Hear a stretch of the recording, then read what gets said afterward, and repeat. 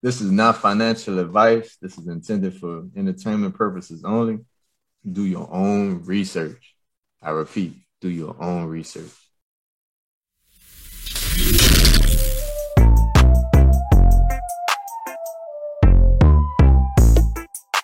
Welcome back to the Calling It Puts podcast. I am one half of the show, Jimmy Francis, co-host here, Brent Gugis, and we have a special guest in the house, Mr. Demarius Pierre himself, young entrepreneur out of Louisiana, St. Landry Parish, doing his thing.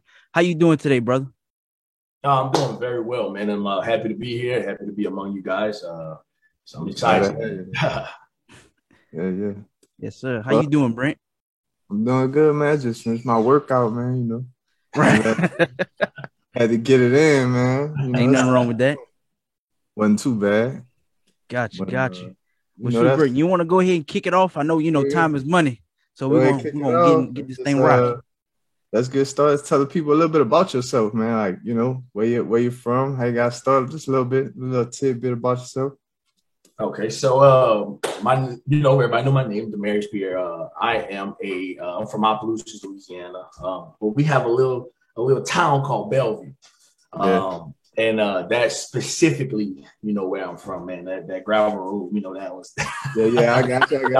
That was my start, So then from there, man, I went on to graduate school, man. I joined the military. I left the military. I was a police officer for a little while. Then I became a railroad engineer. While throughout that time, I've always wanted to be an entrepreneur. I think it's something that my father instilled in me at a very young age. And then from there, this is why I'm here now. All right. Well, let's start off your entrepreneurship. That's tell the people what it is. So basically, what I have is I started a business where we were doing contracts with apartment complexes. Basically, any type of odd job or anything that you would need us to do, we would basically contract with apartment complexes. If they needed someone to do it, they would call us first. We saw it as a way to make money quickly, because there's a lot of things that they don't want to call a contractor to do, as far as clean out an apartment or something like that. They would give those jobs to someone like us, allow us to do it, and then, we would be able to make the quick cash and continue to do it. So we started there. That's where we started at. We were doing pretty good, man. Here and there, we were getting these jobs. It was back and forth. And then from there, we saw a window where we wanted to add products to the business. And it just seemed like God was on our side while all of that was going on. And we got into the product. We got into the product business. We started a product. Well, it was aimed towards COVID-19. But the part of it that was so amazing is that we were about to create a disinfectant at the time. So we was like, hey man, let's get back to the table. The world events then changed. Yeah. So what can we do to reach that goal? So then we came up with this product, which is, right here. Let me, man, put that thing on display, man. we came up. So we have here, man. We came up with this product. This is our Minimin microfogger. Basically, it's a disinfecting tool. So you put a solution inside of this product, and then you are able to shoot a mist of a fog, and you're able to disinfect the area at a very high rate of speed, but still maintain your efficiency while disinfecting that area. I got you. Wow. Right. That's what's up, man. I'm about to plug you a little bit. Now, this is all kid-friendly, pet-friendly, eco-friendly, correct? That is correct. That's correct. And it's more so, I only sell the tool. So the solution that you put in it is the solution of your choosing. So if you want to go get a pet-friendly, eco-friendly, even if you want to go with the high grade solutions, and you want to, put some toxins on your stuff, that's completely on the end user. We only sell the tool. We make it easier to get it out. So yeah, that's what we do. It's like efficient. Right. Yeah, and that's the thing. You're maintaining efficiency, right? Yeah. So you're not using killing your solution or too little. You're using like the perfect amount for the area. Yeah, I get it. Like the physical distribution of the. That is correct. One of the things I can make you think about, if I had to explain it, was when a farmer they put the chemicals over their crops. Yes. And it's this big spray. So that's basically what we're doing. And we're able to, you're able to control how much a solution hits an area. Yeah, so how much is dispersed throughout the area. Right. Right. Up, so that's what we built. That's cool. I'm a low key nerd. I like that, man. That's tight. Yeah. That's tight, man. Appreciate it. How did y'all like come up with that? Like did you just kind of was like, damn it, this is it. The pandemic. No. This is it. Defeat. I'm gonna be honest with you. It was defeat. I got defeated. So what happened was, remember I told you we were doing the odd jobs for the apartment complexes. Right. Okay. So we took it a step further. We're like, okay, listen, we can offer this service where we are disinfecting these buildings. We go in, we disinfect the buildings. We can start with the apartment complexes. We can move from the apartment complexes to commercial stores to office buildings. It would be a way because of the pandemic. It would be a way for us to create some revenue, being that there's something on our side now to be able to show a need for what we're doing. In this area, and I'm not, who's familiar, but in our area, it has I'm gonna say a one of those ways, like if they know you, you get the job. Yeah. Even if your quote is better, hey, get it how you live, bro. That's how people work. And there's nothing wrong with that because I call that good network. I call that good networking. You've laid a foundation for your name to get pulled. Right. So there's nothing wrong with that. But when you're hungry, you have this attitude where, I'm on it every day. I'm waking up every day. I'm hustling every day. I want it. And whatever I have to do to make myself shine is what I was doing to try to get those jobs. Well, I didn't get those jobs.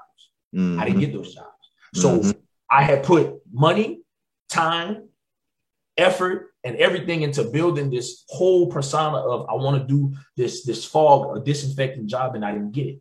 So now I'm in my mind, I'm calling the team in. We need to sit back to the table. We need to come back up with a strategy because we're getting beat. And we're getting beat because we're not working hard enough, not because we didn't do what we were supposed to do. We're not working hard enough. Was the attitude we all had. Yeah. So once we came back down, we sat down to the drawing board, and our attitude was the only thing that makes a fog disinfecting company is the fog. Right. So instead of me trying to beat my customers by being the best at being a fog disinfectant, I'm going to put the tool in everybody's hands, and the guy that you gave the job to, you're going to send him home. Yeah. You're going to send him home. And that was the idea. So instead of giving people, making it seem as a service, because if you really think about it, you're going to pay a guy $600 to $700 to come twice a month. Okay. Mm-hmm. The first time someone comes into that building after he did a fog, a disinfectant, the place is actually recontaminated. Mm-hmm. So with that being said, this would be more ideal to maintain a facility or a building more than it would be for the gentleman to come twice a month. So that was my. Is it automatic, or is that something you have to hold in your hand? No. Yeah, this is something that you have to hold in your hand. So basically, like let's say for a restaurant, when someone was to get up, after the waiter would clean the area, then she would be able to clean it real up. Quick. And then if you use the right solution, it sits on the surface. You don't even have to wipe it. You use the right solution, and it's ready to go. So it's ready for the next person. Okay, got it. So this was ideal for businesses, schools, restaurants, everything. Restaurants. It was ideal. So it was like that was everything. So that was my next fighting point. So I started going back to those places, and instead of me asking for a contract to continue to come here and disinfect, I would just send my product over there and say, if you like it, give me a call. And I started getting calls. Yeah, I started getting calls. And people started calling me, we want this product, and that's where it all came from. Now, when you're using a product, efficiency is key, man. Like period. If it's inefficient, I don't like it. I don't want to touch it. Like I'm like that. Like if something inefficient, I just don't want to deal with it. I'm just like, put it in a trash can. I don't even care what I pay for. It's trash. right. That's how I feel about stuff that's inefficient, man. I ain't gonna lie to you. But, wow, man. So you when you were talking through that, Demarius, you said something about bringing the team back together to talk strategy. Right. Bigger picture. Let's talk about macro. How important is it to have strategy in business? Because we talk about strategy as far as investing and stuff, but I know that's a big thing for you. How does that strategy play into your business model? Strategy. When you talk strategy, I get excited because let me tell you why. You have to know where you want to end up and be able to build a plan. Mm-hmm. You get what I'm saying? Yeah, you so, need So there was times I had an overall strategy, but then I had a mid-level strategy and I had a bottom-level strategy. You understand what I'm saying? Yeah. But it was all to get to point B. Right. It's like taking a trip. Yeah, and that's basically it is a road trip. Yeah, it's a road trip. You know where you're going, it is a road trip. Right. Right. But it's about how you want to get there. Because here's the thing: you can take I-10, but I got a car to take a few. So we might need to take 190. So we can hit that gas station. They got them hot dogs over there because the hot dogs gonna make you see what I'm saying? Yeah. So that's how my mind works with business. Mm-hmm. So if strategy will eliminate some of the hiccups that you are going to experience on the road, especially if you think your strategy through. And the only reason I had a midline strategy was because if I can figure out what we could have did better for the midline, then when we hit that next level, we're going to be able to level up. It'll be different because I learned from what happened there.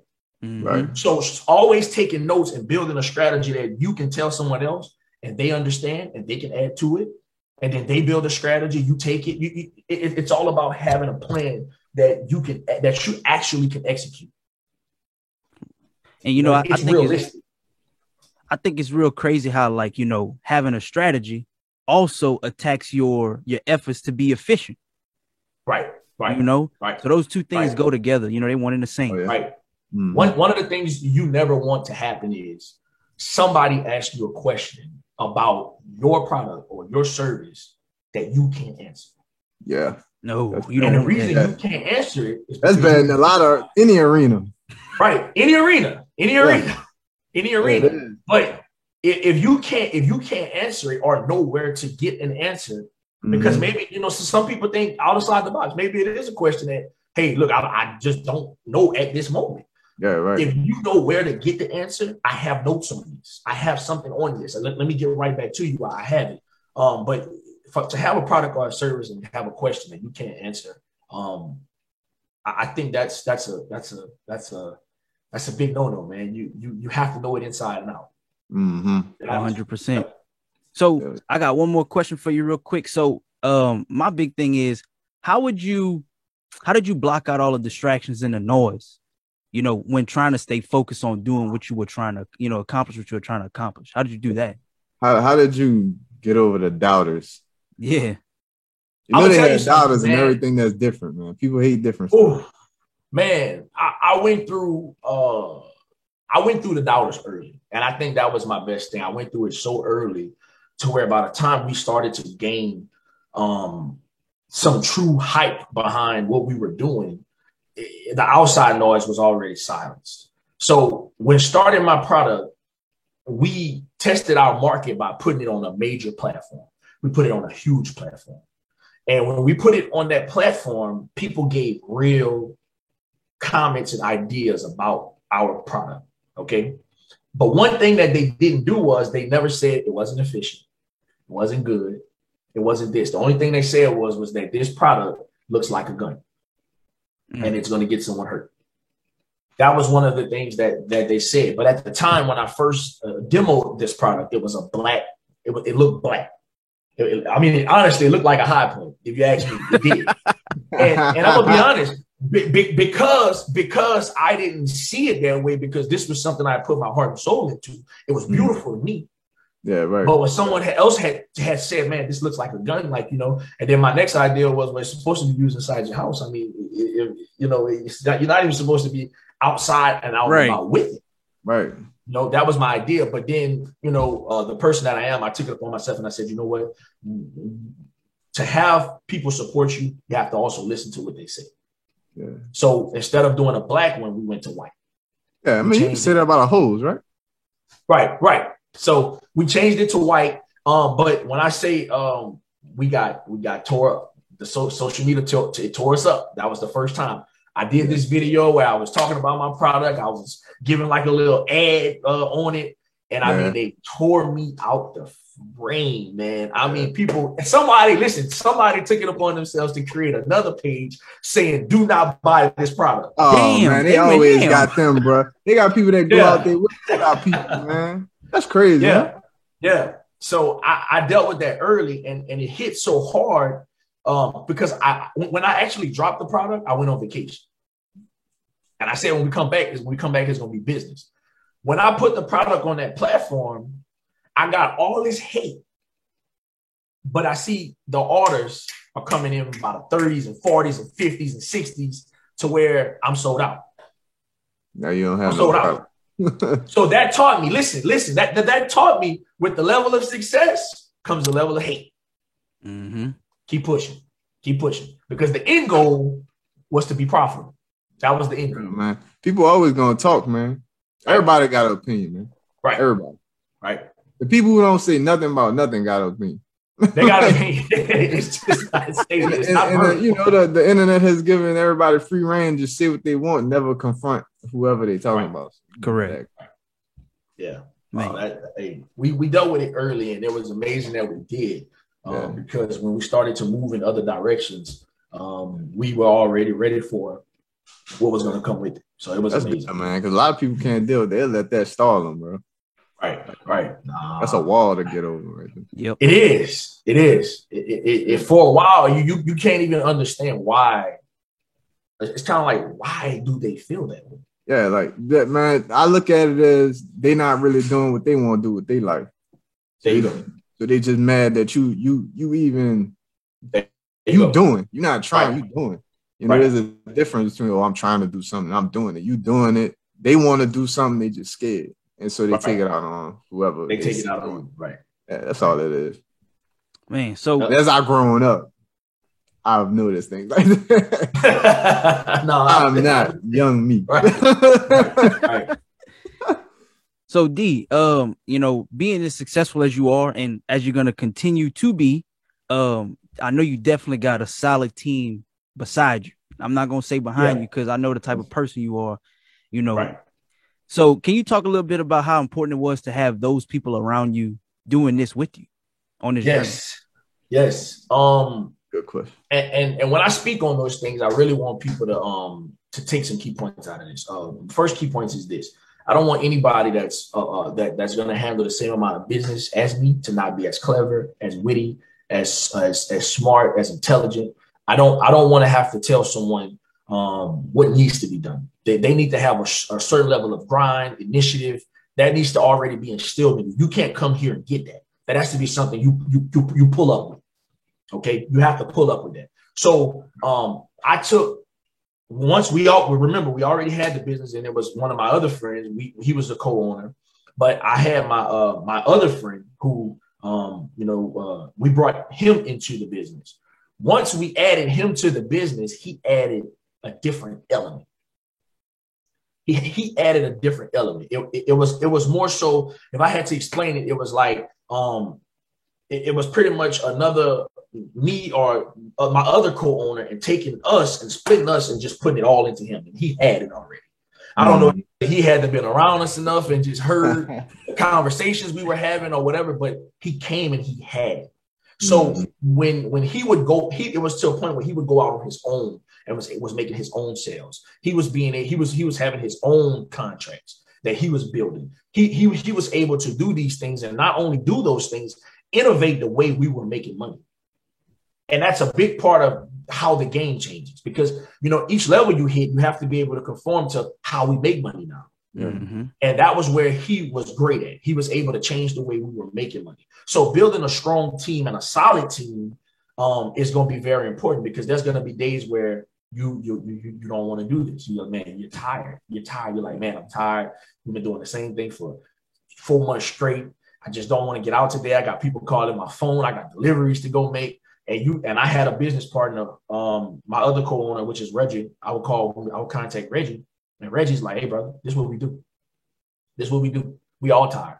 We all are here. You know, those confidence builders, because like I said, you will get tired. You will get weird. Like what you're seeing looks like 6 months, but this was a year and a half that we've been planning and putting time into it. Mm-hmm. So it's just now you're seeing it's on cruise control now, but we were building, man. And so a solid team is something that you need, but you don't just need a team of people, you need a team of grinders. You need people who know the plan, the start, the end goal, and then you need people under you who only know where you're a piece of that. You understand? Because if you know more than that, you're going to try to outthink my dream. And we don't need that. We don't need that. Yeah, right. we don't need that. So you don't have to know.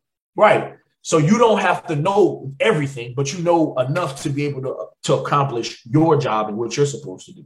So we started adding those type of people to our goal.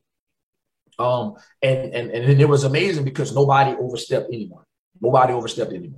And it worked out well, and it's continuing to work out well. So I think my military side played into that a little bit. Yeah. Good, man. Straight gems, bro. You dropping straight gems. I hope when the people listen to this, I hope they taking notes. You know what I mean? Because you don't get this type of real and authentic. You know, this is raw. This is uncut. Yeah, man. Yeah, another question, Jimmy? Nah, you can go ahead, Brent. How have you grown in this space as a person from when you first started to now?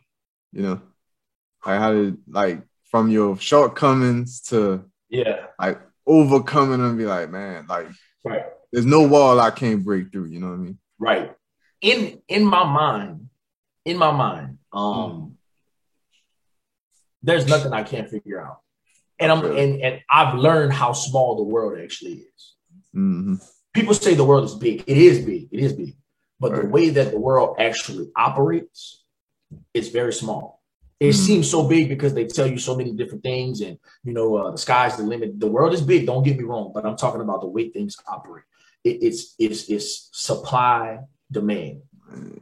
Point A, point B, big goal, little goal. It's the theory of it is just so small in my mind because I feel like there's nothing I can't think my way through or conquer. Right. So I don't get annoyed easily. I don't get down easily. I will invest for 2 years straight just to make money the 4th year down the road because I see the vision. No, that's an investment. You see what I'm saying? But that's the type of person that I've grown to be because I understand that the person that's doing it better than me just made one right decision. Mm-hmm. That's it. You made one right decision. I don't think about it as this person is more, they're this business savvy, they're this, they're that. You made one right deal that puts you on to where you are now. Opportunity is everything. Opportunity is everything. So if you think about just think about people, and it changed my outlook of people as well. Because you think about someone that's doing the same thing that you're trying to get into right now, right? Mm-hmm. Whatever you're trying to get into, if you're trying to be a bricklayer, right? And you have, I have a small bricklaying company, you have a big bricklaying company, right? I don't look at you like, man, that person's more successful. I look at you as I'm you, just without the opportunity yet. Right. But I am you. Yeah. I am you. And that's how I see myself now. That's how I gauge myself now amongst my peers. No one puts fear in me as far as the success level. No one puts fear in me because I understand that I'm one decision away from being exactly where you are or to be able to surpass you in that space. Yeah, man. Obviously, when you look in the mirror, your competition, you see, Yeah, exactly. You have to, because it will tell you where you are. If you need to step your game up, hey, you better look at your competition. Yeah. That's real, man. That's legit, man. Because if you see somebody else doing it at a higher level, it's accessible, right? Right. Know you could get there. It's just like you said, with opportunity and hard work. Right. You could be there too. You can't count yourself out. I feel like a lot of times people count themselves out. They be like, oh, I can't do it.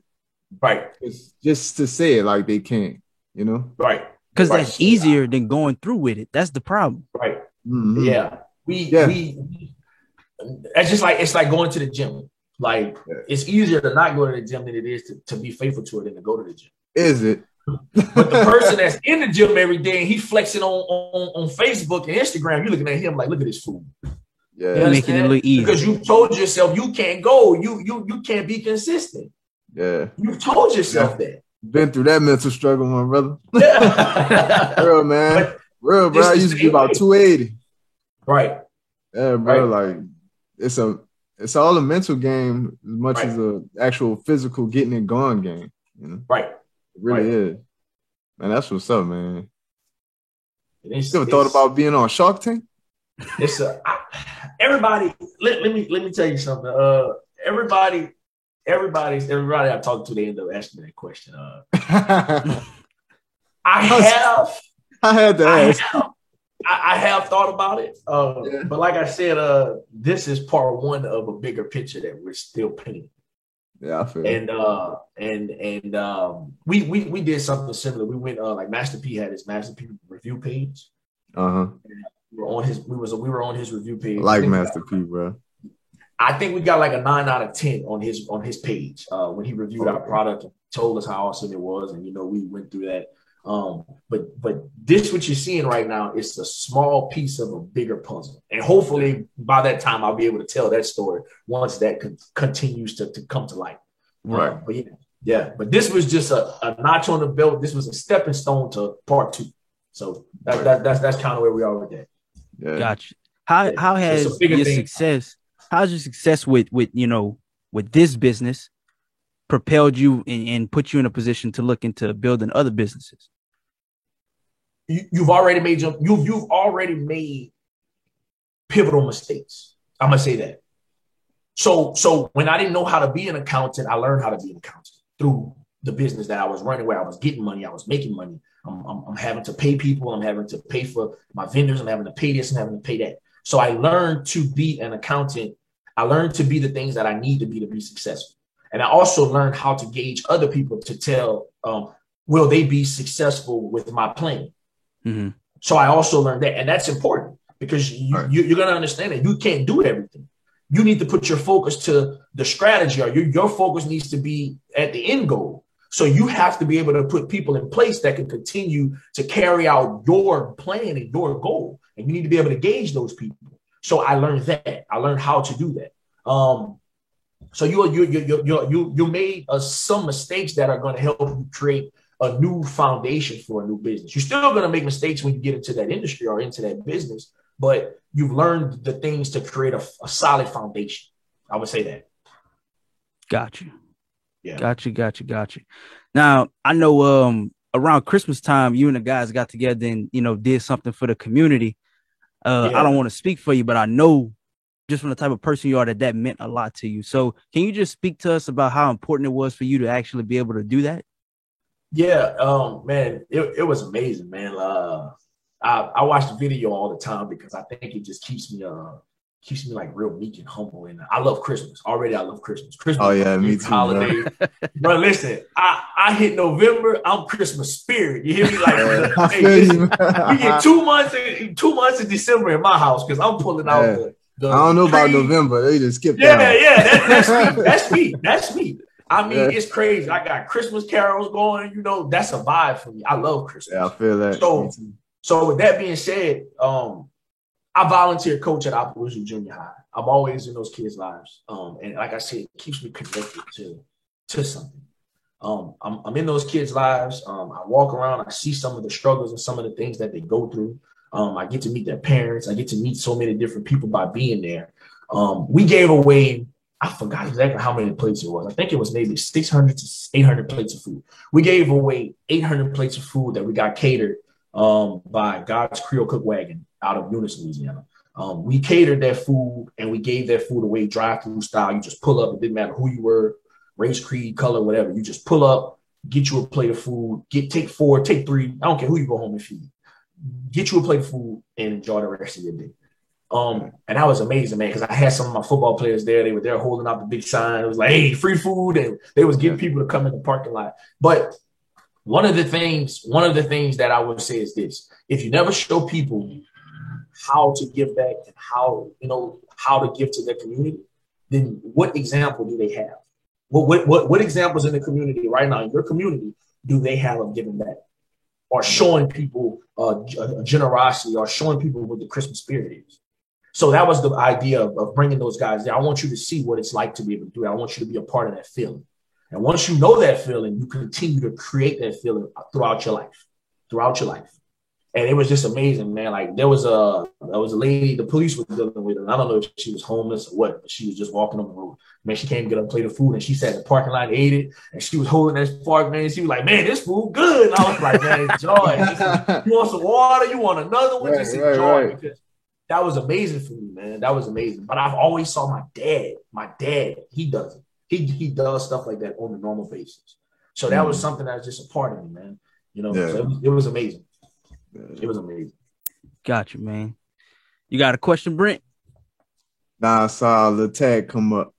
Oh, it's all good. We probably got about a couple more minutes. I just got one more thing. I can't let Demarius get out of here before asking this. How much, you became a father and a husband.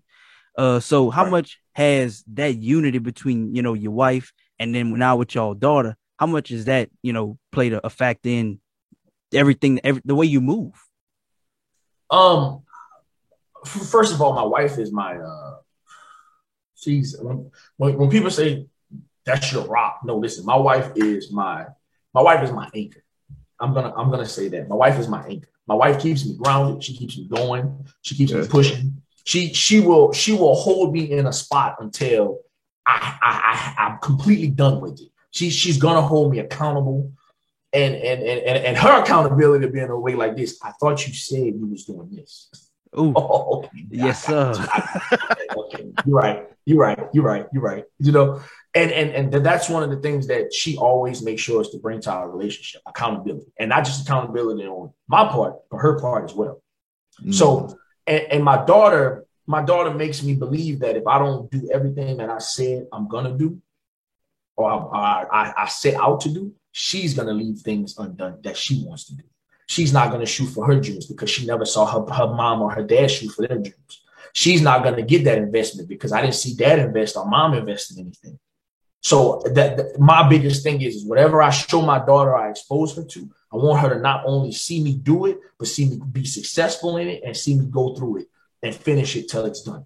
So that's one of the biggest things. I even now I try to drop little nuggets around it. Just I know she's one, but maybe it's gonna stick. That's how I feel. Maybe it'll stick. Right. And that's what I right. So my daughter is not only my part of my motivation, with my self motivation, but my daughter, I know she's watching. And I want her to see what it's like. I want her to know that when she gets older, where I am now, she can be 17, 18 with that same mentality. I can do it now. I don't have to. I can do that now. Right. Gotcha, man. That's something special. So where can the people reach you on social media if they want to get in contact with you or whatever? If they want to just follow you on this journey, bro, where can they reach you? My business Instagram is at Minutemen VTS, which is the name of our company. That is our business Instagram. And my personal Instagram is at, I think it's, give me a second because that's crazy. I don't know what I've been off. So, it's at King _ Cognac. That's my sir. There you go. Yeah. So, man. Yeah. Yep. Well, D, man, I can't thank you enough for joining us today. I really appreciate you taking the time out of your day to, come chop it up with us and just, coming on the show. You're our second guest to be on the show, and you definitely brought the fire, man. So, again, I just want to thank you. Yes, sir. I appreciate you, gentlemen. Bro. I think this is an awesome thing y'all doing as well, man. This is nice, man. Just to be able to discuss some of these things, somebody needs to hear. So I just want to thank you guys also for giving the platform to be able to do this. Oh man, anytime, bro. You come back, bro. We're gonna have you on again. Yes, sir. Anytime. Yes, sir. Yeah. All right, D. Y'all take care of yourselves. I'm Jimmy Francis, one half of Calling Puts Podcast. I'm Brent, other half of Calling Puts Podcast, and we out of here. Peace. Perfect.